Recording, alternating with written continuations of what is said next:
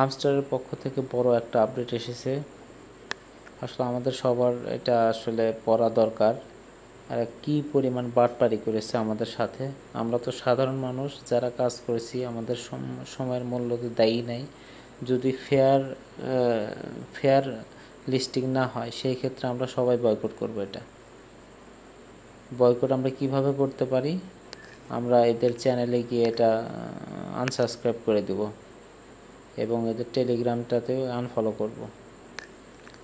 আমরা যেমন এদেরকে সফলতা দিতে পেরেছি, এদেরকে আমরা আনসাকসেসফুলও করতে পারবো ইনশাআল্লাহ। দেখেন 300 মিলিয়ন লোকজন জয়েন করেছিল, সে এদের রেজাল্টের বেসিসে এরা বলছে। এর মাঝখানে হইতেছে কোয়ালিফাইড হয়েছে 131 মিলিয়ন এবং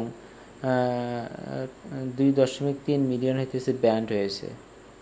আর এদের মধ্যে কোয়ালিফাইড ইউজাররা কিছু পরিমাণ ইউজার 30.6 মিলিয়ন ইউজার কোয়ালিফাইড, কিন্তু তারা কি করে নাই, উইথড্রয়াল মেথড চুজ করে নাই। এটা তাদের ম্যাটার ছিল, বাট তারা নাকি ক্লেম করতে পারবে। এবং এরা যেই বিষয়টা বেশি হাইলাইট করার চেষ্টা করতেছে যে এদের 75% রিজার্ভে থাকবে, আবার 60% ডিস্ট্রিবিউট করবে। সিজন 1 তো কমপ্লিট হয়েছে, লিস্টিংয়ের পরে 60% ডিস্ট্রিবিউট করবে। ওখানে কিন্তু আপনারা লেখা দেখছিলেন যে আনলকড, আনক্লেম, আনলকড, কিন্তু তাদের এই বটে কিন্তু ছিল আর কি। তো এর আসলে মানে কি শুরু করছে বুঝলাম না। আসলে দোস্ত এদের দিয়ে লাভ নেই, আমরা নিজেরাই বোকা।